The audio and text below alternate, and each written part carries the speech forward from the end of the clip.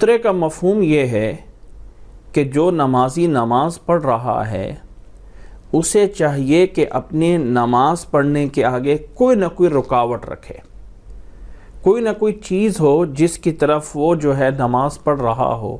خالی بالکل پورے صحرا میں کھڑے ہو کے یا بالکل میدان میں یا کھلی ایسی جگہ میں یا کہیں بھی گھر میں کسی جگہ پر بھی بغیر سامنے کوئی چیز نہ ہو تو نماز پڑھنے سے پرہیز کرنا چاہیے۔ کوئی نہ کوئی چیز سامنے رکھنا ضروری ہوتی ہے، اور وہ چیز جو سامنے ہوتی ہے اسے سترہ جو ہے وہ کہا جاتا ہے۔ وہ دیوار بھی ہو سکتی ہے، وہ کوئی ستون بھی ہو سکتا ہے، کوئی چیز بھی ہو سکتی ہے،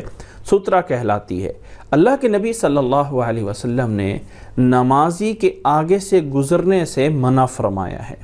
کہ نمازی کے آگے سے گزرنے والے کو اگر یہ پتہ چل جائے کہ اس پر کتنا بڑا گناہ ہے تو وہ بہت دیر تک جو ہے 40 سال تک یا 40 مہینوں تک یا 40 دنوں تک جو ہے وہ کھڑا رہے، اگر اسے پتہ چل جائے کہ نمازی کے آگے سے گزرنے کا کتنا گناہ ہے۔ تو جس طرح گزرنے والے کو گناہ ہو سکتا ہے، اسی طرح نمازی کو بھی اس چیز کا پابند کیا گیا ہے کہ نماز پڑھتے وقت دوسروں کو تکلیف دیے بغیر کسی ایسی جگہ پہ نماز پڑھے کہ سامنے اس کے آگے کوئی چیز ہو تاکہ گزرنے والے کو کوئی مسئلہ نہ ہو، اور وہ چیز سترہ کہلاتی ہے۔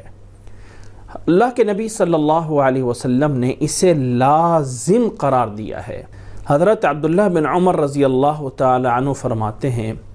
کہ رسول اللہ صلی اللہ علیہ وسلم نے فرمایا ہے کہ ہرگز نماز نہ پڑھو مگر سترے کی طرف ہو کر نماز پڑھو، یعنی تمہارے آگے کوئی نہ کوئی چیز رکاوٹ ہونی چاہیے، کوئی نہ کوئی چیز ہونی چاہیے،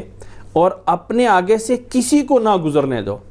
اگر کوئی گزرنا چاہے تو اس کو ہاتھ سے روک دو، اپنے ہاتھ سے اشارہ کر کے اسے روک دو، اور اگر وہ نہیں رک رہا تو زبردستی بھی اسے روکا جا سکتا ہے، زبردستی بھی اس کے ساتھ اسے روکو، کیونکہ اس کے ساتھ جو ہے وہ شیطان ہو سکتا ہے۔ تو نمازی کے آگے سے گزرنا منع ہے، اور نمازی کے لیے اللہ کے نبی صلی اللہ علیہ وسلم نے سترہ رکھنے کا حکم دیا ہے۔ اب یہ حکم عام ہے، ایسا نہیں ہے کہ یہ حکم کبھی کہیں صحرا میں نماز پڑھ رہے ہوں تو تب اس وقت ہے، یا ایسا نہیں ہے کہ یہ حکم جو ہے وہ خالی جگہ کے لیے نہیں، یہ حکم عام ہے۔ مسجد میں ہیں، گھر میں ہیں،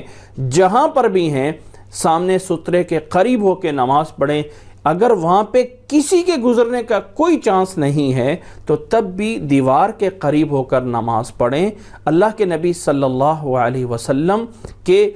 سجدے کرنے کی جگہ اور دیوار کے درمیان اتنا فاصلہ ہوتا تھا کہ جس سے صرف بکری جو ہے وہ گزر سکتی ہے۔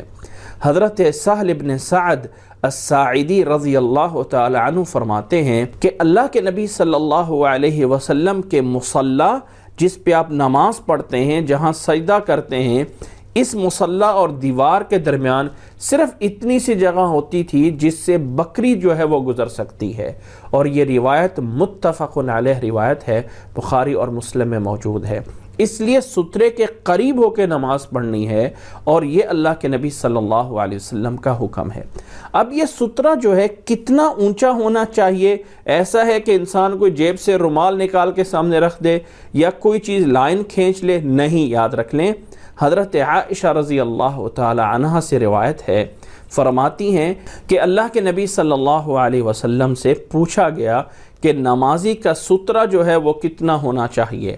آپ صلی اللہ علیہ وسلم نے فرمایا مثل مؤخرۃ الرحل، کہ جتنا اونٹ کے اوپر ایک کچاوا ڈالا جاتا تھا جس پہ بیٹھا جاتا ہے، اور اونٹ کے پیچھے اس کچاوے کے اوپر ایک لکڑی ہوتی تھی، اس لکڑی کے برابر جو ہے اونچائی ہونی چاہیے۔